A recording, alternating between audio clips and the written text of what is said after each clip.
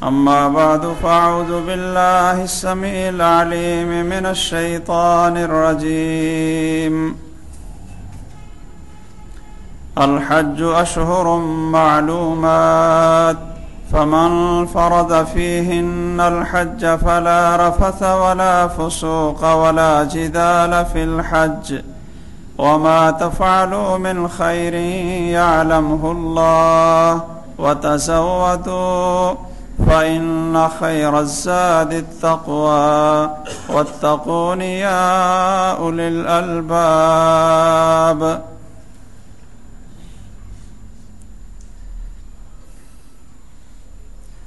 سامعین گرامی، محترم حضرات و خواتین، میں پچھلے خطبے سے ذکر کر رہا تھا کہ حج اور عمرے کا سفر یہ بہترین استاد اور معلم ہے اس انسان کے لیے جو خالص نیت کے ساتھ اس سفر کو عبادت سمجھ کر اور محمد الرسول اللہ صلی اللہ علیہ وسلم کی سنت کو سامنے رکھتے ہوئے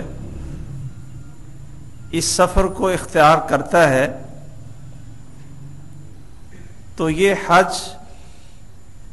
اور عمرہ انسان کا بہترین استاد ہے اس کو صحیح عقیدہ سکھانے کے لیے اور اتباع سنت کا نقشہ سکھانے کے لیے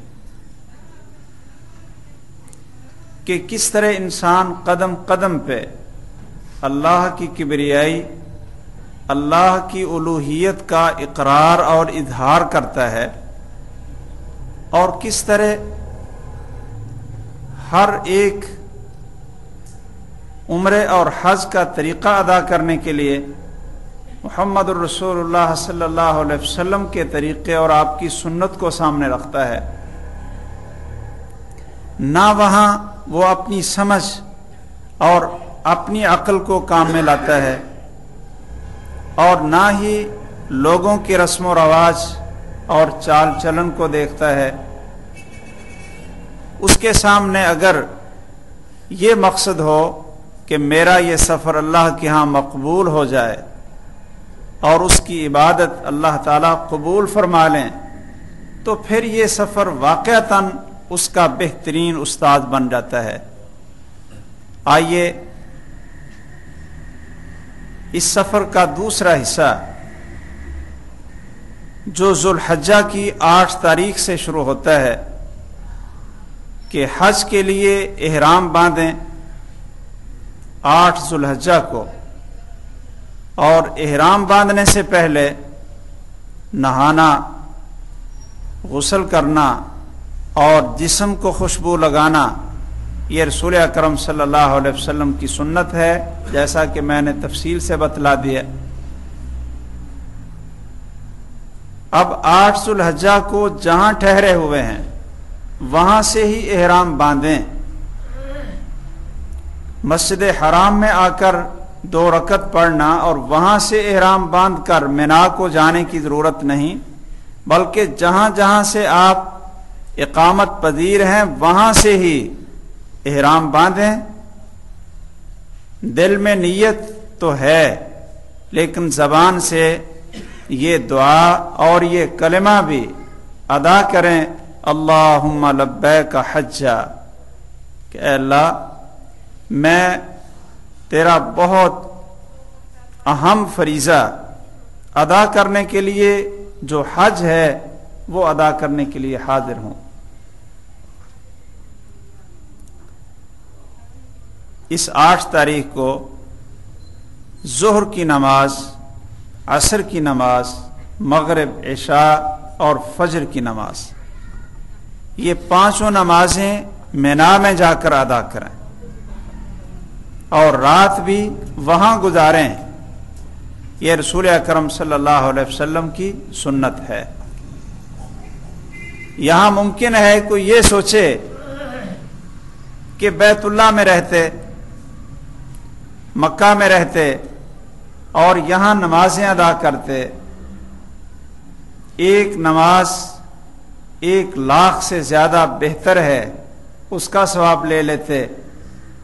لیکن یاد رکھیں، وہ شخص جو 8 ذو الحجہ کو یہ سوچ کر کہ چلو مکہ میں رہتے ہیں اور یہاں اللہ کے گھر میں نمازیں ادا کریں گے، 9 تاریخ کو سیدھے عرفات میں چلے جائیں گے، تو یہ شخص گناہ گار ہے، مجرم ہے۔ کیوں؟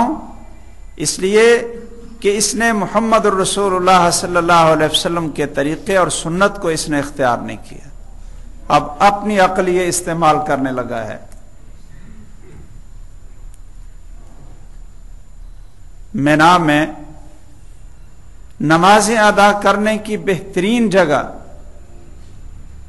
8 تاریخ کو پہنچ جائیں، یا دوبارہ جب طواف زیارت جسے کہتے ہیں وہ کر کے آپ دوبارہ مینا میں 2 یا 3 دن ٹھہریں گے، راتیں رہیں گے، ان دنوں میں نماز کے لیے کوشش کریں کہ مسجد خیف کے اندر نمازیں پڑھیں۔ بہت سے لوگ اپنے خیموں میں ہی اذان کہہ دی، اول تو اکیلے اکیلے نماز، اور بہت سے حج کے سفر میں بھی آپ کو بے نماز بھی نظر آئیں۔ اب پتہ نہیں یہ لوگ کیا ذہن لے کر گئے، کیا ان کی تربیت ہوگی اور یہ کیا سیکھیں گے، یہ حج اور عمرہ ان کی زندگی میں کیا انقلاب برپا کرے گا کہ جنہوں نے اللہ کا حکم سمجھ کر لباس تو اتارا اور 2 چادریں تو انہوں نے پہن لی ہیں کہ یہ احرام ہے، اس کے بغیر حج نہیں ہوگا، لیکن وہ یہ نہ سمجھ سکے کہ نماز کے بغیر تو ایمان اور اسلام بھی جاتا رہے گا، تمام اعمال بھی برباد ہو جائیں گے، اور انسان جیسا کہ رسول اکرم صلی اللہ علیہ وسلم نے فرمایا ہے وہ کافر بن جائے گا، مشرک بن جائے گا۔ اب اگر اس کو سمجھ ہوتی کہ میں کس لیے نکلا ہوں، حج کس لیے کرنا ہے، کس کی رضا کے لیے کرنا ہے، کس کا حکم ہے، تو وہ کبھی بھی نماز کو نہ چھوڑتا۔ بعض بھائی جو بڑے پکے نمازی ہوتے ہیں، خیمے میں اذان کہہ دی، وہاں ہی جماعت کرائی، ٹھیک ہے نماز تو ہو جاتی، لیکن بہتر یہ ہے کہ مسجد خیف میں نمازیں پڑھیں۔ ایک سبب تو رسول اکرم صلی اللہ علیہ وسلم کی سنت ہے کہ آپ نے اس جگہ پہ پڑاؤ کیا اور وہاں نمازیں پڑھیں، اور دوسرا صرف آپ کی ہی سنت نہیں بلکہ آپ سے پہلے انبیاء کی بھی سنت ہے۔ رسول اکرم صلی اللہ علیہ وسلم نے فرمایا کہ صلی فیہ 70 نبیہ، کہ اس مسجد خیف میں 70 انبیاء نے نمازیں پڑھی ہیں۔ اور تیسرا کہ جتنے جماعت کے اندر لوگ زیادہ شریک ہوتے ہیں، اس جماعت میں شامل ہو کر جب آپ نماز ادا کرتے ہیں تو یہ اللہ کے ہاں زیادہ اجر اور زیادہ قرب کا باعث ہوتا ہے۔ ایک جماعت میں کم لوگ شامل ہیں اور ایک ایسی جماعت ہے جس میں زیادہ لوگ شامل ہیں، تو رسول اکرم صلی اللہ علیہ وسلم نے فرمایا فما زاد و اکثر فہو احب الی اللہ عز وجل، کہ جماعت کے اندر جتنے لوگ زیادہ شریک ہوں گے یہ زیادہ اللہ کو محبوب اور اللہ ذو الجلال کے ہاں اجر کا باعث ہے۔ آگے ذو الحجہ کی 9 تاریخ ہے، 9 تاریخ کو فجر کی نماز مینا میں ہی پڑھی ہے، تو پھر عرفات کی طرف چل پڑیں۔ یہاں ایک بہت بڑی ہمارے لیے عبرت ہے اور اتباع کا درس ہے کہ اللہ کا حکم ماننا ہے اور محمد الرسول اللہ صلی اللہ علیہ وسلم کی سنت پہ عمل کرنا ہے۔ بھائیو، اگر آپ تھوڑا سا سوچیں کہ مینا بھی ایک میدان ہے اور عرفات بھی ایک میدان ہے، اگر کوئی آپ شخص صرف اپنی عقل اور سمجھ اس کو آگے لائے تو ممکن ہے وہ یہ سوچے کہ یہاں وقت ضائع کرنے کا اور عرفات میں جا کر ٹھہرنے کا، جنگل میں جا کر بیٹھے رہنے کا یہ کیا فائدہ ہے، اس کی کیا اس کے اندر یہ لوگوں کا کیا فائدہ ہے؟ تو میرے بھائیوں، فوائد تو بہت ہیں اور اس میں مصلحتیں بھی بہت ہیں، لیکن انسان کی عقل بڑی قاصر اور ناقص ہے، اس کو سمجھ نہیں آتی۔ اس لیے ہمیں چاہیے کہ ہم اللہ تعالی کی بندگی میں اور محمد الرسول اللہ صلی اللہ علیہ وسلم کی اتباع اور اطاعت میں رہیں، یہی عقل مندی ہے۔ بہت سے لوگ اپنے آپ کو بڑا عقل مند سمجھتے ہوئے اطاعت سے نکل جاتے ہیں، اللہ کی بندگی سے نکل جاتے ہیں، سمجھتے ہیں کہ ہماری بصیرت بڑی ہے، حالانکہ وہ بے عقلی ہوتی ہے۔ کئی لوگ ایسے ہیں جو کہتے ہیں کہ قرآن مجید کے فلاں احکام ہماری عقل میں نہیں آتے، معجزات ان کی سمجھ سے بالا تر ہیں، اور محمد الرسول اللہ صلی اللہ علیہ وسلم کی بہت سی صحیح احادیث بخاری اور مسلم کے اندر جو متفق علیہ ہیں اور پوری امت ان کو صحیح مانتی، صحیح سمجھتی ہے، اور کچھ تھوڑے سے پڑھے لکھے اپنے آپ کو سمجھ کر کہتے ہیں جی ہماری عقل نہیں مانتی۔ تو میرے بھائیوں، وہاں عقل کمزور ہے، بیمار عقل ہے۔ صحت مند اور صحیح عقل یہ ہے کہ جس اللہ نے پیدا کیا ہے اور جس اللہ نے ہمارے لیے بہترین نمونہ اور آئیڈیل محمد الرسول اللہ صلی اللہ علیہ وسلم کو بنا کر بھیجا ہے، بس ان کے پیچھے چلتے رہیں، یہ عقل مندی ہے اور یہ صحیح سوچ اور صحیح عقل ہے۔ اتباع کیا ہے کہ 9 تاریخ کو میدان عرفات کی طرف چلیں، لبیک اللہم لبیک، یہ تو ترانہ اور کلمہ ایسا ہے کہ اس سفر میں اس کو نہ بھولیں، یہ انسان کو توحید سکھاتا ہے۔ لبیک اللہم لبیک، لبیک لا شریک لک لبیک، ان الحمد والنعمت لک والملک لا شریک لک۔ میدان عرفات میں چلے جائیں، وہاں ذرا غور سے دیکھیں کہ عرفات کی حدود کیا ہیں۔ بڑے بڑے بورڈ وہاں یہ لگے ہوئے ہیں، ان کے اوپر لکھا ہوا ہے بدایت عرفات، کہ یہاں سے عرفات کی حد شروع ہوتی۔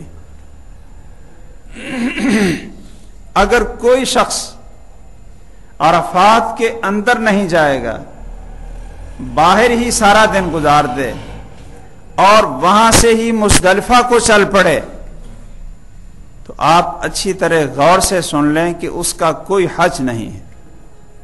رسول اکرم صلی اللہ علیہ وسلم نے فرمایا الحج عرفہ، کہ حج عرفہ ہے، کہ عرفات میں پہنچیں گے تو حج ہوگا، خواہ سورج غروب ہونے سے پہلے پہلے پہنچ جائیں یا سورج غروب ہونے کے بعد وہاں آپ عرفات کی حدود کے اندر جائیں، یا رات کو فجر کی نماز سے پہلے پہلے کسی وقت بھی آپ عرفات میں پہنچ کر پھر مزدلفہ جا کر وہاں فجر کی نماز پڑھیں تو حج مکمل ہو جائے گا۔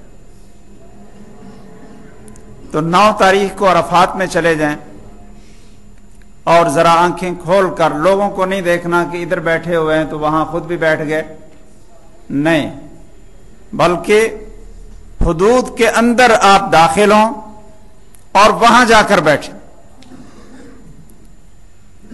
ظہر کی نماز کا وقت ہوگا، سورج ڈھل جائے گا، تو کیا ہوگا؟ اب 2 نمازیں پڑھیں گے، ظہر اور عصر، اور خطبہ بھی سنیں گے۔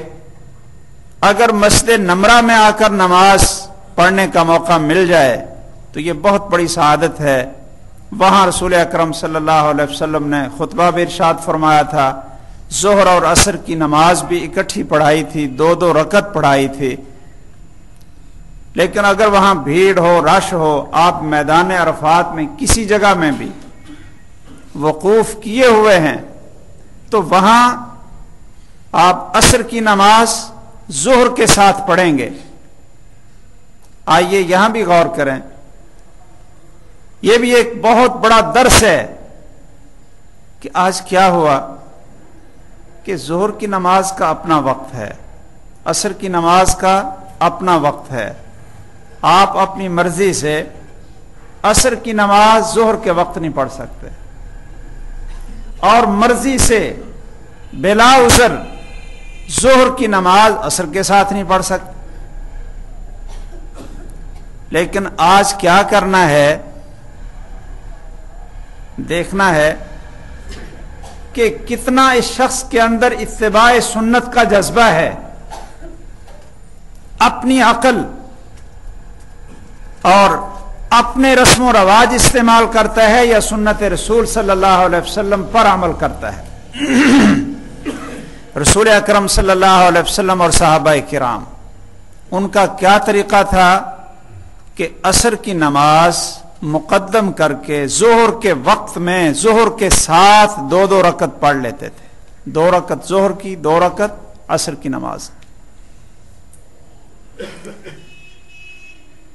اب اگر کوئی شخص یہ کہے کہ نہیں میں تو جی عصر اپنے وقت پہ پڑھوں، تو اس کا یہ معنی ہوا، اگر آپ غور کریں تو اس کا مفہوم یہ نکلتا ہے کہ محمد الرسول اللہ صلی اللہ علیہ وسلم نے اس دن عصر کی نماز بے وقت پڑھی، ان کو پتہ ہی نہیں تھا، نعوذ باللہ من ذالک۔ صحابہ کرام نے، خلفائے راشدین نے، تمام صحابہ نے آپ کے ساتھ عصر کی نماز ظہر کے وقت میں ادا کی، اور کسی نے آ کر لقمہ بھی نہیں دیا، کسی نے آ کر پوچھا بھی نہیں کہ جی آج کیا ہوا، عصر کا تو ابھی وقت ہی نہیں ہوا۔ میرے بھائیوں، صحابہ کرام جیسے رسول اکرم صلی اللہ علیہ وسلم کو دیکھتے، اور آپ خود جیسا اوپر سے حکم نازل ہوتا ویسے ویسے کرتے جاتے، لقمے دینے کی، پوچھنے کی ضرورت بھی نہیں تھی۔ یہ تو عجب حال ہے آج کل کے دور کے لوگوں کا کہ وہاں پہنچ کر بھی اتباع سنت سے محروم رہتے ہیں اور کہتے ہیں کہ نہیں جی ہماری نماز کا بھی وقت نہیں ہوا۔ او بھائی، آپ کی نماز کوئی الگ ہے؟ آپ کا امام اور پیشوا اور پیغمبر، جس نے خود حج کر کے لاکھوں صحابہ کے سامنے کر کے دکھایا اور بتلایا کہ آج نماز کا وقت عصر کا ظہر کے ساتھ ہے اور ظہر کے ساتھ پڑھیں گے، ظہر کے ساتھ ہی نماز پڑھ لی۔ اب ظہر سے لے کر سورج غروب ہونے تک بہت سا وقت بچ گیا۔ اب اس وقت میں کیا کرنا ہے؟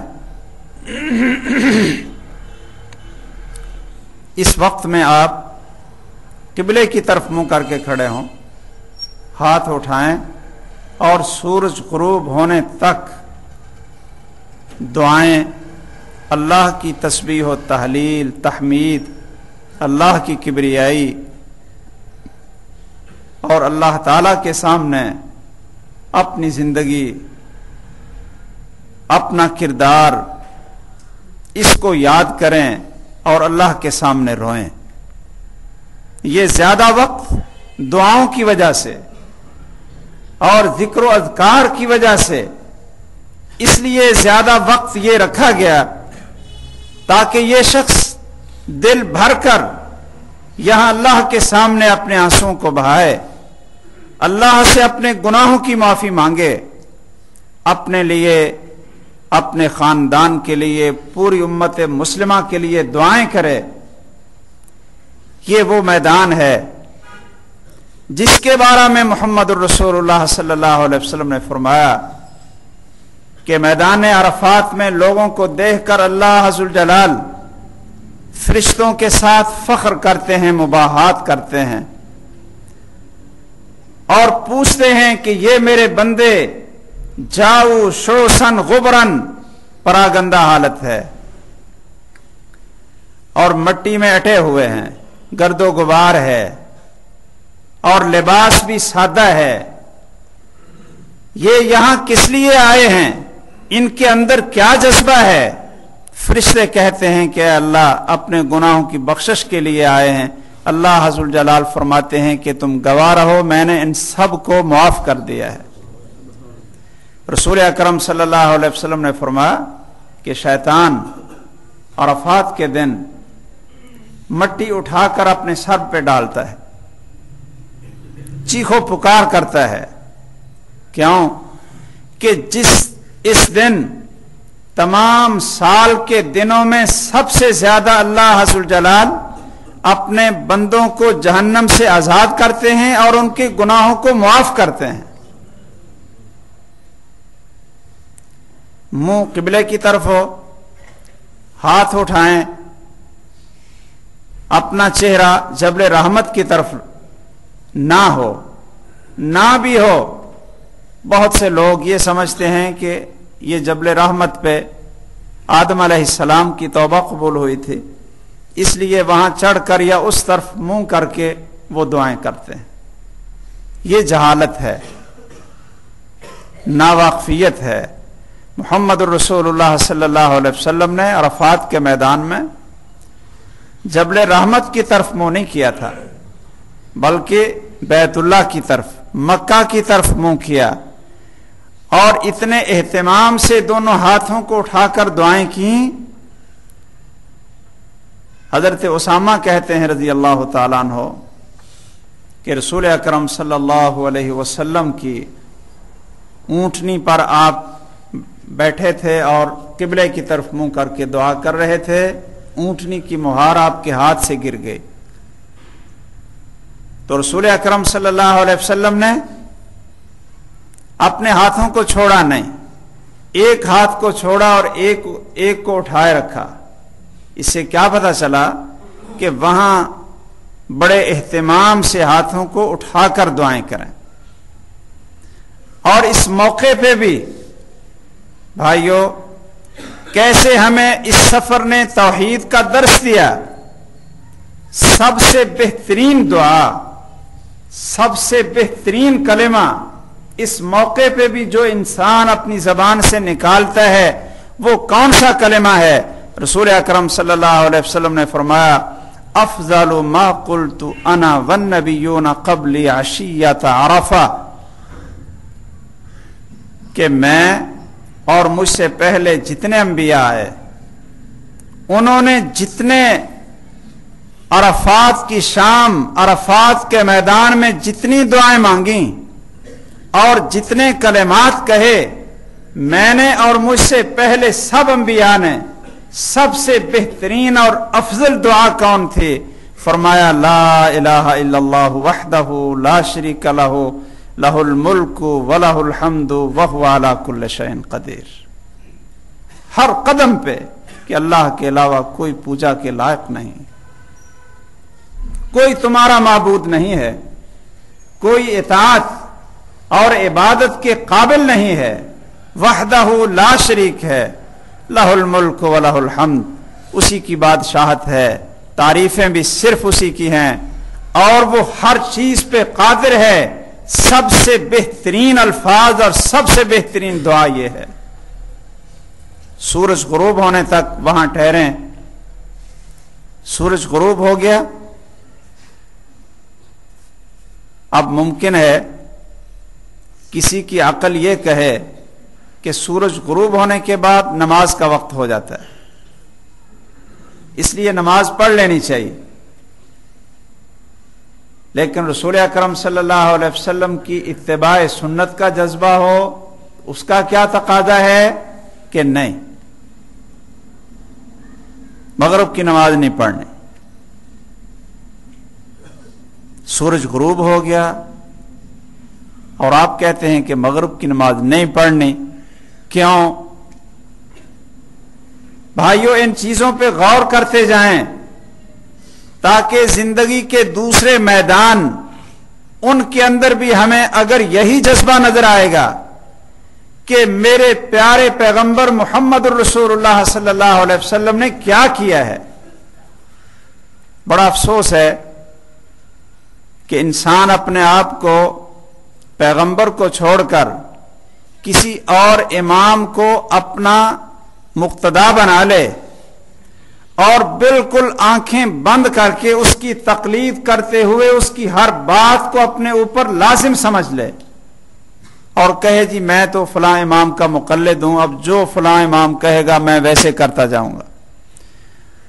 او بھائی، آپ نے کلمہ پڑھتے ہوئے تو لا الہ الا اللہ پڑھا تھا اور محمد الرسول اللہ کہا تھا، اور سب سے زیادہ واجب التعظیم ہستی جن کا اکرام، جن کا احترام اور جن کے ساتھ محبت وہ عین ایمان تھا اور وہ محمد الرسول اللہ صلی اللہ علیہ وسلم تھے، یہ اب عبادت کرتے ہوئے ان کو کیوں چھوڑ دیا؟ ہر موقع پہ ان کا نام، ہر موقع پہ ان کا نام، لیکن جب نماز پڑھنے کا وقت آ گیا اور حج کرنے کا وقت آ گیا تو پھر امام کسی اور کو بنا لے کہ ہماری فقہ میں یہ لکھا ہے اور فلاں امام نے یہ کہا ہے۔ یاد رکھیں، کسی حدیث کی کتاب کو اٹھا کر دیکھ لیں، تمام احادیث کی کتابوں میں صحابہ کرام نے آپ کے حج کا مکمل طریقہ لکھا، جب سے آپ مدینہ سے چلے اور واپس جانے تک بہت سے صحابہ آپ کے ساتھ تھے اور انہوں نے پورے کا پورا مکمل طریقہ بیان کیا، اور وہ احادیث کی کتابوں میں ہے۔ سب کے اندر یہ لکھا ہے کہ سورج غروب ہوا، آپ نے وہاں مغرب کی نماز نہیں پڑھی، مغرب کی نماز آپ نے مزدلفہ میں جا کر عشاء کی نماز کے ساتھ اور عشاء کے وقت میں پڑھی ہے۔ تو ہمیں بھی چاہیے، ہم نے محمد الرسول اللہ پڑھا ہے کہ محمد صلی اللہ علیہ وسلم یہ ہمارے لیے اللہ کی طرف سے پیغامبر بن کر آئے ہیں، ہم نے ان کی اتباع کرنی ہے۔ تو آج 9 تاریخ کو عرفات کے میدان میں سورج غروب ہوا، لیکن وہاں مغرب کی نماز نہیں پڑھیں گے، اور اگر کوئی پڑھے گا، اگر کوئی پڑھے گا وہ مجرم ہوگا، گناہگار ہوگا، اس لیے کہ اس نے ایسا کام کیا ہے جو محمد الرسول اللہ صلی اللہ علیہ وسلم نے نہیں کیا تھا، اور تمام صحابہ کرام میں سے کسی نے یہ کام نہیں کیا تھا، خلفائے راشدین نے یہ کام نہیں کیا تھا۔ تو آج مغرب کا وقت یہ نہیں ہے کہ ادھر ہی نماز پڑھ لیں، بلکہ مغرب کا وقت آج یہ ہے کہ عشاء کی نماز کے ساتھ مغرب کو جا کر پڑھیں اور مزدلفہ جا کر دونوں نمازوں کو اکٹھا کر کے پڑھیں۔ آپ نے یہ واقعہ سنا ہوگا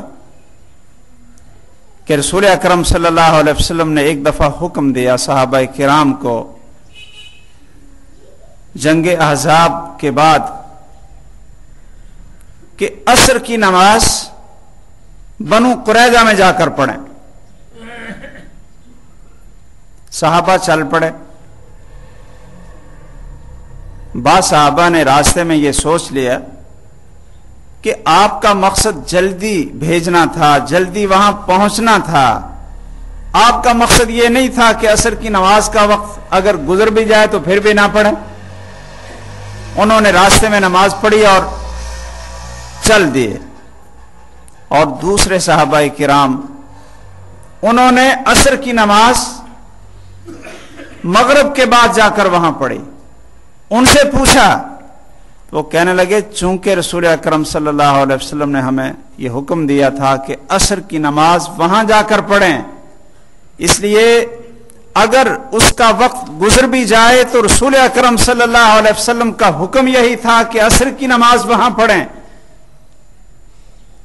امام ابن حزم اللہ عز وجل ان کی قبر کو منور فرمائے، وہ فرماتے ہیں کہ اگر اللہ تعالی ہمیں بھی توفیق دیتا، اس وقت ہم بھی ہوتے، تو اگر ہم عشاء کے وقت بھی وہاں پہنچتے تو پھر بھی عصر کی نماز اسی وقت جا کر پڑھتے، کیونکہ اس دن محمد الرسول اللہ صلی اللہ علیہ وسلم کا یہی حکم تھا کہ عصر کی نماز بنو قریظہ کے اندر جا کر پڑھو۔ بھائیو، اپنی سمجھ اور عقل آپ نے عبداللہ بن رواحہ کو ایک جہاد پہ بھیجا. جمعرات تھی، اگلے دن جمعہ کا دن تھا، آپ خطبہ دینے کے لیے تشریف لائے تو عبداللہ بن رواحہ کو بھی دیکھ لیے. جامع ترمذی کی روایت ہے اور امام احمد شاکر اس کو صحیح کہتے ہیں. آپ نے عبداللہ بن رواحہ سے پوچھا کہ آپ کو تو میں نے فلاں لشکر میں بھیجا ہے اور آپ ادھر ہی نظر آ رہے ہیں. تو عبداللہ بن رواحہ نے اپنی ایک سوچ پیش کی جو بظاہر دیکھنے میں اچھی تھی. کیا؟ کہنے لگے جی میں نے سوچا میرے پاس بہترین تیز رفتار سواری ہے، وہ میں نے لشکر میں جانے کے لیے تیار کیے. تو میں نے یہ سوچا کہ میں صبح چلوں گا، جمعہ پڑھ کر چلوں گا. یہ اگر جمعے سے پہلے بھی نکل گئے تو میرے پاس تیز رفتار سواری ہے، میں ان کو جال ملوں گا. چلو ایک فائدہ اٹھاتے ہیں کہ جمعہ رسول اکرم صلی اللہ علیہ وسلم کے پیچھے پڑھتے ہیں، نماز ادھر پڑھیں گے، خطبہ سنیں گے، دوبارہ آپ کی زیارت کا چہرہ انور کو دیکھنے کا موقع ملے کہ نہ ملے، چلو یہ فوائد بھی حاصل کر لیتے ہیں اور تیز سواری پہ بیٹھ کر ساتھیوں کے ساتھ بھی مل جائیں گے. تو رسول اکرم صلی اللہ علیہ وسلم نے پتہ کیا فرمایا تھا؟ اب یہ باتیں بظاہر دیکھنے میں تو اچھی تھی نا، لیکن یہ اسلم تو کہ میں نے اپنی عقل سوچ کو ایک طرف رکھ کر تیری اطاعت اور بندگی کا اقرار اور اظہار کر دیا ہے، اب جیسے تیرا حکم آئے گا ویسے کرتا چلا جاؤں گا. مسلم کا یہ تقاضا ہوتا ہے. رسول اکرم صلی اللہ علیہ وسلم نے کہا عبداللہ اگر تو یہ احد پہاڑ کے برابر بھی سونا خرچ کرے، آپ لوگوں نے احد پہاڑ دیکھا ہوگا، 12 کلومیٹر لمبا، 6 کلومیٹر چوڑا اور اونچائی اس وقت مجھے یاد نہیں، سب سے اونچا پہاڑ ہے، 12 کلومیٹر لمبا ہے اور 6 کلومیٹر چوڑا ہے. اتنا سونا ہو. فرمایا عبداللہ اگر احد پہاڑ کے برابر سونا بھی اب تو اللہ کے راستے میں صدقہ کر دے، خرچ کر دے، تو پھر بھی اس اجر اور ثواب کو نہیں پہنچ سکتا جس اجر اور ثواب کو وہ لوگ پہنچے ہیں جو میرا حکم سن کر صبح ہی چل پڑے تھے. یہ تیری سوچ تھی کہ چلو جمعہ پڑھیں گے اور ادھر نماز پڑھ لیں گے اور آپ کا خطبہ سن لیں گے، یہ تیری اپنی سوچ تھی. اور جو لوگ صبح ہی چل پڑے ان کے اندر اتباع کا جذبہ تھا کہ جیسا رسول اکرم صلی اللہ علیہ وسلم کا آرڈر ملا ویسے کر دیا. تو مغرب کی نماز سورج غروب ہوا ہے لیکن 9 تاریخ کو عرفات میں نہیں پڑھیں گے، اس کو لیٹ کریں اور مزدلفہ میں چل پڑیں، وہاں جا کر عشاء کی نماز کے ساتھ مغرب کی بھی 3 رکعت پہلے پڑھیں، پھر عشاء کی نماز پڑھیں اور پھر آرام سے سو جائیں، ساری رات آرام کریں. اگلے دن 10 تاریخ ہے، ذو الحجہ کی 10 تاریخ، فجر کی نماز کے بعد مشعر الحرام کی طرف جائیں، وہاں کھڑے ہو کر قبلے کی طرف منہ کر کے دعائیں ذکر اذکار، اور جب کچھ روشنی ہو جائے تو پھر مینا کو چل پڑیں. 10 تاریخ کو سب سے پہلا کام کہ 7 کنکریاں آپ جہاں سے چاہیں اٹھا لیں، عرفات سے، مزدلفہ سے یا مینا سے، 7 کنکریاں، اور اس جمرے کے پاس جائیں جو مکہ کے زیادہ قریب ہے، جس کو جمرہ کبرا کہتے ہیں کہ بڑا جمرہ جسے کہتے ہیں، اور جاہل لوگ اس کو بڑا شیطان کہتے ہیں. یہ بات آپ اچھی طرح غور سے سن لیں کہ ہمیں اتباع سمجھ آ جائے. اتباع کیا ہوتی ہے؟ اتباع یہ ہوتی ہے کہ جیسا رسول اللہ صلی اللہ علیہ وسلم نے کیا ویسے کرو، نہ اس سے کم نہ اس سے زیادہ. اس کا معنی اتباع ہے. یہ کس نے کہا کہ یہاں اس برجی میں کوئی شیطان باندھا ہوا ہے اور جو کینکر مار رہے ہیں یہ اس شیطان کو جا کر لگتا ہے؟ یہ نہ تو کسی حدیث میں ہے، نہ محمد الرسول اللہ صلی اللہ علیہ وسلم نے بتلایا ہے، اور نہ یہ قرآن مجید کے اندر ہے۔ یہ سراسر ایک جہالت کی وجہ سے یہ ذہن بنا کہ ہم جو بھی کنکری مار رہے ہیں یہ شیطان کو جا کر لگ رہی ہے، وہ یہاں کھڑا یا بیٹھا یا اس کو باندھا ہوا ہے۔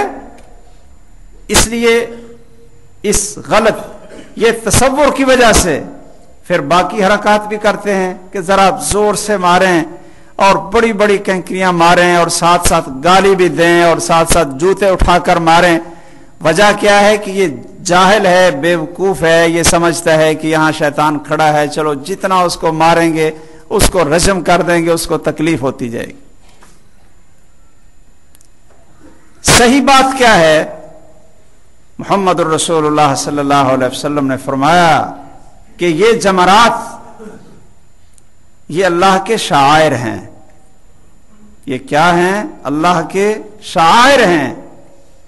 صرف ان کو اتباع کا جذبہ دیکھتے ہوئے اور اللہ کی کبریائی کے اعلان اور اظہار کے لیے ان 3 برجیوں کو مقرر کیا گیا ہے۔ بھئی عرفات میں جا کر بیٹھ گئے کیوں؟ مینا میں جا کر بیٹھ گئے کیوں؟ اس لیے کہ رسول اکرم صلی اللہ علیہ وسلم کی سنت ہے۔ اب ان تینوں جمرات کو 10 تاریخ کو صرف ایک جمرے کو کنکری مارنی۔ اچھا بھی یہ کیوں ہے؟ اگر ہر روز شیطان کو ہی کنکریاں مارنی ہے تو پھر تو یہ 10 تاریخ کو بھی تینوں کو مارے، اور 11 کو بھی ایسے، 12 کو بھی ایسے، بلکہ بعد میں بھی جا کر مارتے ہیں۔ یہ سراسر جہالت۔ آئیے غور کریں، یہ اللہ کے شاعر ہیں یہ برجیاں، اور یہاں کیا کرنا ہے؟ ایک تو اللہ کی کبریائی کا اعلان ہے۔ آپ نے فرمایا کہ چھوٹی کنکری لو جو بڑے چنے کے برابر ہوتی ہے وہ لیں اور اس برجی کے سامنے کھڑے ہو کر کیا پڑھیں؟ اللہ اکبر۔ یہ کیا پڑھیں گے؟ ایک کنکری پکڑیں اور کہیں اللہ اکبر کہہ کر ایک کنکری ماریں، پھر دوسری کنکری اللہ اکبر، دوسری کنکری ماریں۔ یہ اب ساتھ ساتھ جو اللہ اکبر کہہ رہے ہیں کس لیے؟ تاکہ یہ عقیدہ بنے اللہ سب سے بڑا ہے۔ جو ہمارا تصور ہے کہ زمین و آسمان بہت بڑے ہیں، شاید اللہ اس سے بڑا ہوگا۔ بھائیو، ہمارے تصور میں اگر زمین و آسمان سے کوئی بڑی چیز ہے تو اللہ اس سے بھی بڑا ہے۔ یہ اللہ اکبر کا معنی ہے۔ ہمارا تصور اس کبریائی کو پہنچ نہیں سکتا۔ 7 کنکریاں اور 7 دفعہ اللہ اکبر، بار بار اللہ اکبر، اللہ سب سے بڑا ہے۔ یہ اللہ کی کبریائی کا اظہار۔ اور اتباع سنت کیا ہے کہ چھوٹی کنکری اٹھائی ہے اور ایک ایک کر کے ماری ہے، اس میں غلو نہیں کیا۔ رسول اکرم صلی اللہ علیہ وسلم نے جب حضرت اسامہ سے کہا کہ آپ کنکری اٹھا کر لاؤ تو ساتھ یہ کہا علیکم بمثل حصى الخزف، کہ چھوٹی کنکریاں لاؤ، ایاکم والغلو، اس موقع پہ فرمایا کہ غلو سے بچو، فإنه أهلك من كان قبلكم، اس غلو نے، حد سے بڑھنے نے تم سے پہلی قوموں کو، یہودیوں اور عیسائیوں کو اسی غلو نے برباد کیا تھا۔ بھائیوں کوئی سوچے کہ یہ چھوٹی سی چیز ہے کنکری مارنی، اس میں کیا ہے کہ بڑی مار لیں چھوٹی مار لیں، بھئی کنکری مارنی ہے نا۔ لیکن آپ اس کو اتنا خطرناک قرار دے رہے ہیں کہ اگر کنکری بڑی ماری نا، بڑی کنکری ماری، یہ غلو ہوگا، اس نے پہلی امتوں کو برباد کیا۔ تو کیا خیال ہے اگر صرف کنکری مارنے میں غلو آئے تو یہ ہلاکت ہے، اگر عقیدے میں غلو آ جائے، انبیاء علیہمُ السلام کی تعظیم کے اندر غلو آ جائے، اولیاء کی تعظیم کے اندر غلو آ جائے، اللہ کی عبودیت کے اندر غلو آ جائے، اللہ کی بندگی میں غلو آ جائے، تو پھر تو سارے کا سارا دین ہی برباد ہو کر رہ جاتا ہے۔ یہ اتباع بھی ہے کہ چھوٹی کنکری اٹھائیں اور صرف ایک جمرے کو ماریں، تینوں کو نہیں، بڑے جمرے کو آپ اس کو جمرہ کبرا کہیں اور بڑا شیطان کہنا یہ جہالت ہے۔ اور ان برجیوں کو اللہ کے شاعر سمجھتے ہوئے، محمد الرسول اللہ صلی اللہ علیہ وسلم کی سنت سمجھتے ہوئے، اللہ کی کبریائی کا اقرار اور عقیدہ رکھتے ہوئے ایک ایک کر کے صرف 10 تاریخ کو ایک جمرے کو کنکری ماریں۔ اب کیا کریں کہ سر کے بال مونڈ لیں، 10 تاریخ ہے، پہلے قربانی کریں، پھر سر کے بال مونڈ لیں، اور پھر طواف افاضہ کرنے کے لیے، جس کو طواف زیارت کہتے ہیں، مکہ مکرمہ میں چلے جائیں۔ یہاں بھی سوچئے کہ قدم قدم پہ کہا تھا لا الہ الا اللہ، لبیک اللہم لبیک لا شریک لک لبیک، قدم قدم پہ کہا تھا اللہ اکبر، اور ہر قدم پہ ہمیں سکھایا گیا تھا کہ جو محمد الرسول اللہ صلی اللہ علیہ وسلم نے کیا ہے ویسے کریں۔ قربانی کی ہے، سر مونڈنا ہے۔ اب شیطان آ کر ذرا گدگدی کرتا ہے تھوڑی سی، کہتا ہے کہ جب گھر میں تھے، احرام سے پہلے تھے، تو ہر روز بلا ناگا چہرے کو صاف کرتے تھے، رات کو یہ بال پھر اگاتے تھے، صبح اٹھ کر پھر ان کو صاف کرتے تھے۔ بڑی الجھن ہوتی تھی کہ یہ داڑھی کے بال یہ کیوں نکلے ہیں۔ اگلے دن پھر ان کی صفائی کرتے تھے، پھر رات کو نکلاتے تھے۔ اللہ ذوالجلال چاہتے تھے کہ چلو اس بندے کو کسی دن عبرت آ جائے، ایک دن گناہ کر لیا اگلے دن چھوڑ دے، چلو اب داڑھی رکھ لے، بال آگے میں نے اگائے ہیں۔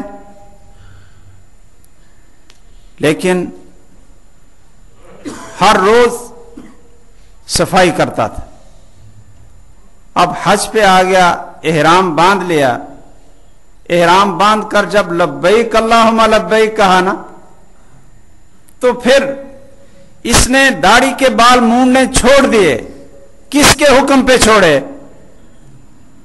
یہ اب بھی اس کو کاٹتے ہوں گے، یہ جو ہمارے کئی بھائی ہے نا، وہ کہتے ہیں جی بس کیا کریں، یہ نا کاٹتی بڑی ہے۔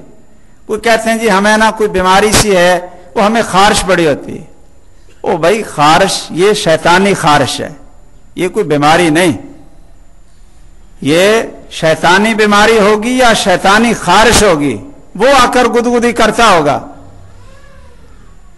لیکن یہ مجبور تھا نا، اس نے احرام باندھا ہوا تھا کہ بھئی اللہ کا حکم ہے کہ احرام میں آنے کے بعد نہ سر کے بال، نہ جسم کے کوئی اور حصے کے بال، نہ داڑھی کے بال کسی کو آپ نہ کاٹے، نہ مونڈے، ہاتھ نہ لگائیں۔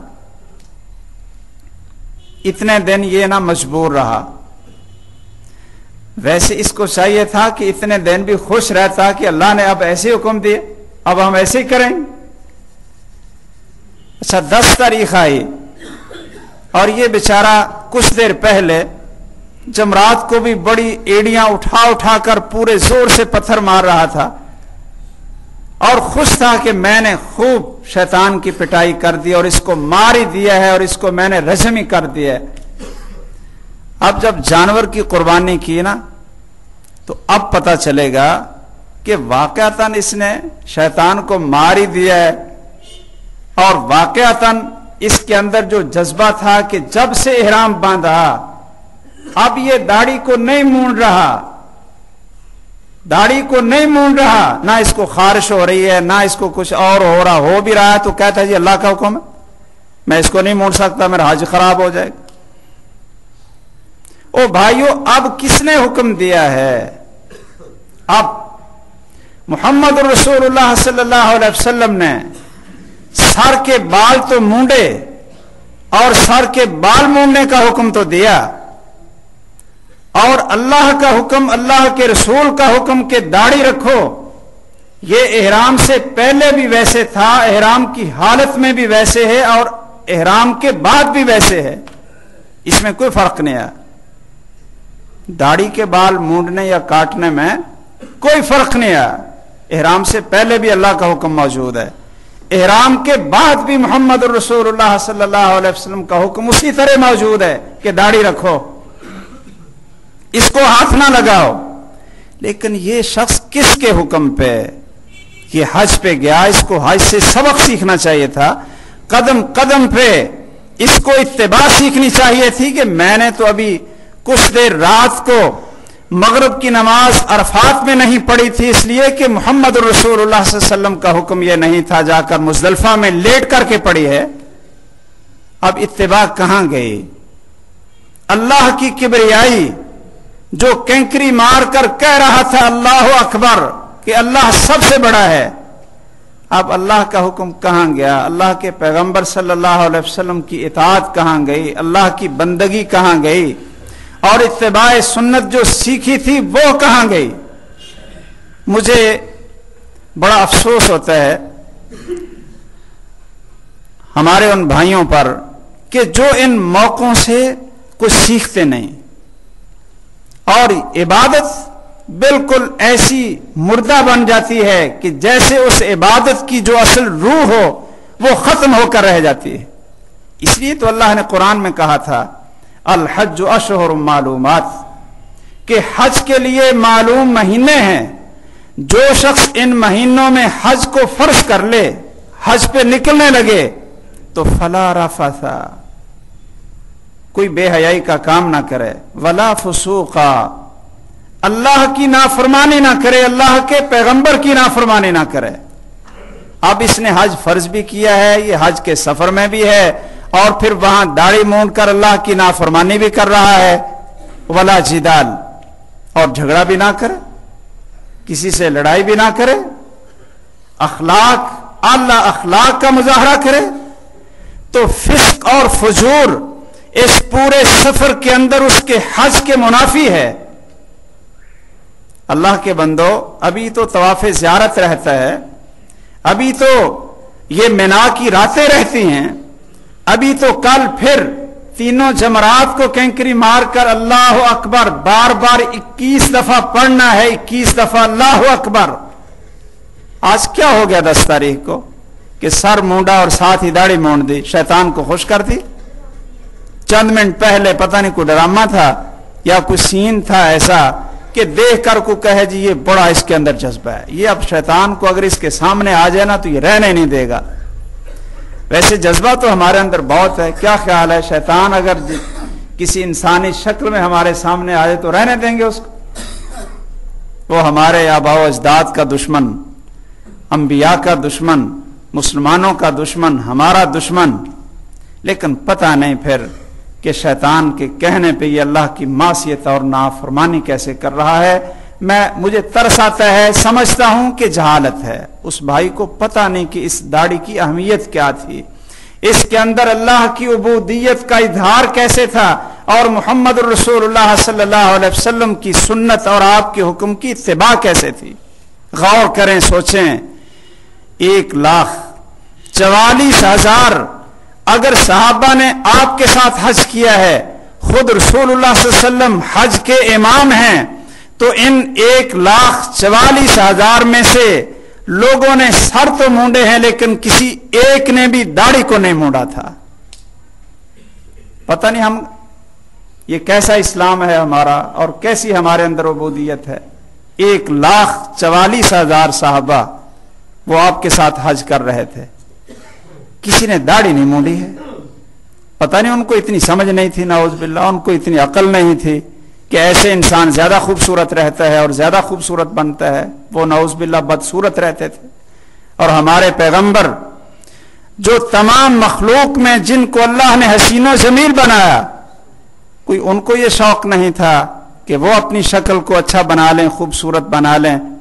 بھائیو، ان چیزوں پہ غور کریں اور سفر کے حج سے، عمرے کے حج سے درس لیں، سبق سیکھیں۔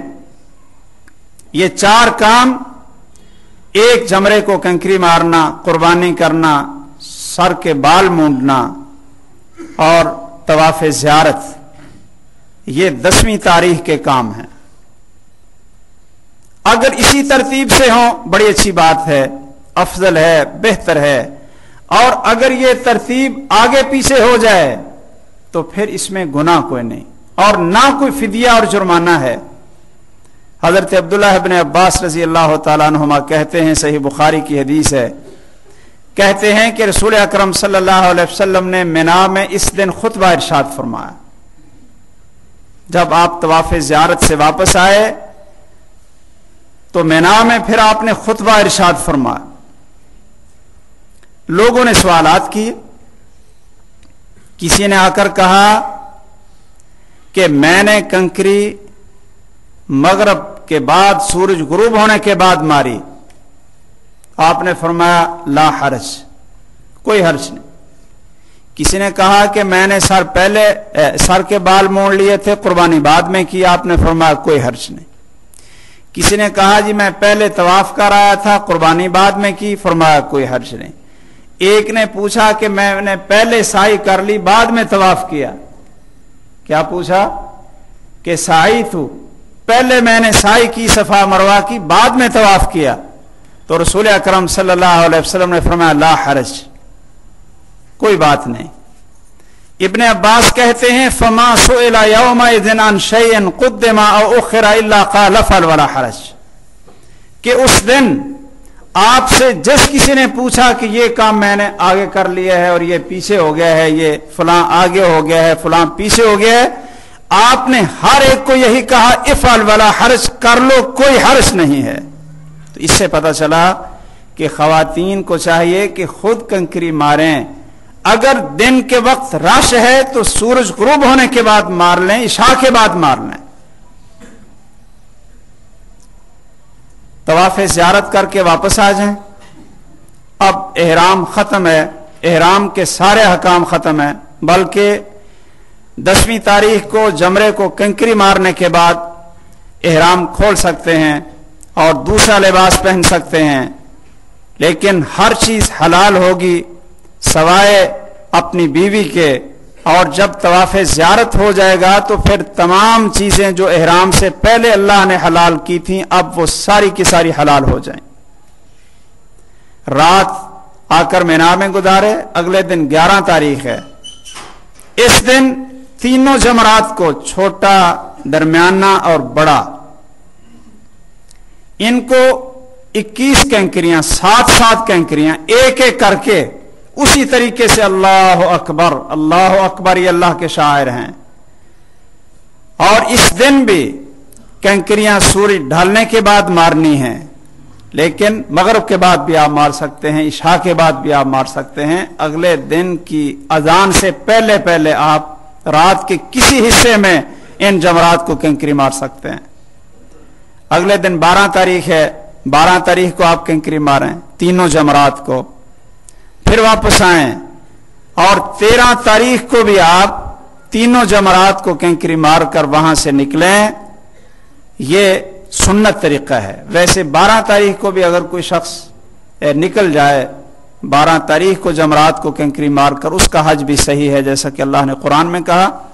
लेकिन अगर 13 तारीख तक रहे और 13 तारीख को कैंकरी मार कर आए तो ये मुहम्मदुर रसूलुल्लाह सल्लल्लाहु अलैहि वसल्लम की सुन्नत और बेहतरीन हज है।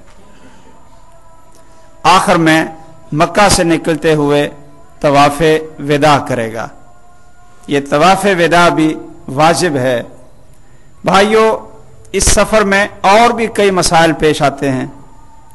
जुमे की नमाज के बाद जो हजरात जा रहे हैं या जो चाहते हैं कि हज के बारे में सवालात करें, तो मैं जुमे की नमाज के बाद हाजिर हूं।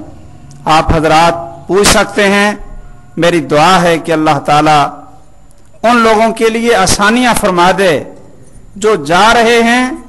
अल्लाह ताला उनके सफर को मुबारक बनाए और सुन्नत के मुताबिक पूरा सफर सुन्नत के मुताबिक अदा करने की तौफीक दे, जिसमें तौहीद की समझ भी आए और इत्तिबाए सुन्नत का जज्बा भी हो।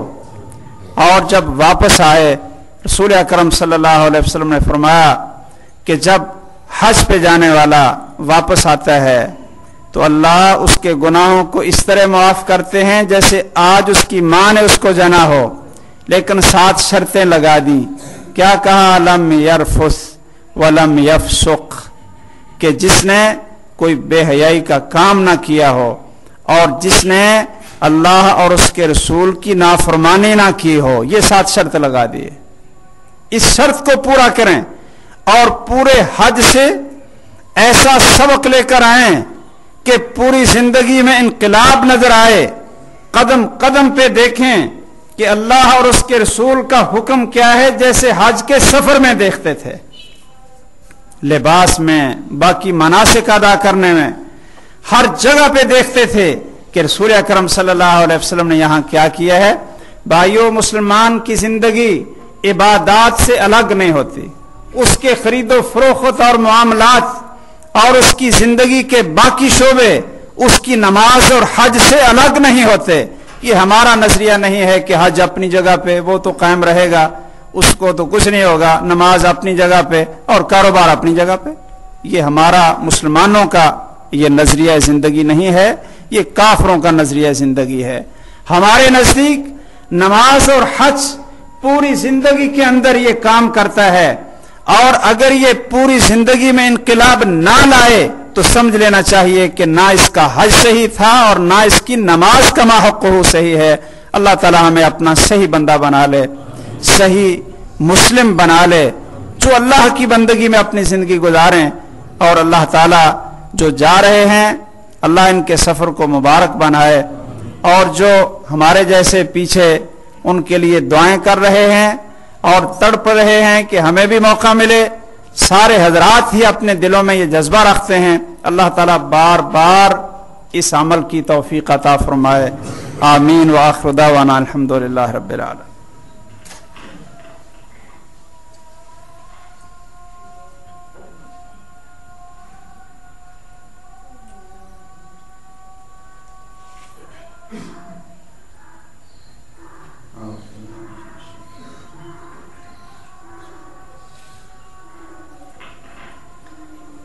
إن الحمد لله نحمده ونستعينه ونستغفره ونعوذ بالله من شرور أنفسنا ومن سيئات أعمالنا من يهده الله فلا مضل له ومن يضلله فلا هادي له وأشهد أن لا إله إلا الله وحده لا شريك له وأشهد أن محمدا عبده ورسوله.